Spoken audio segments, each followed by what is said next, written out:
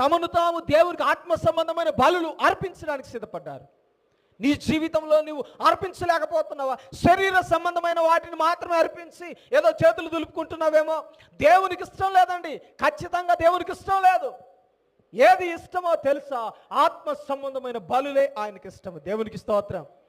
కాబట్టి ఒక విషయాన్ని పరిశీలన చేసుకోవాలా. అందుకనే ఇదిగో ఒక మాట తెలియపరుస్తూ ఉన్నాడు. యెహోవా మందిరములో ఒక్క దినము గడుపుట 1000 దినముల కంటే శ్రేష్టమైనది. ఎప్పుడు తెలుసా?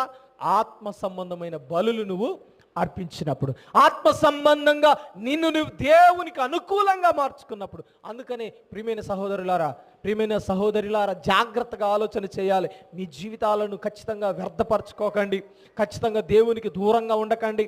ఇదిగో ఖచ్చితత్వము కలిగి దేవుని మందిరంలో నువ్వు ఉండాలి. దేవునికి స్తోత్రం.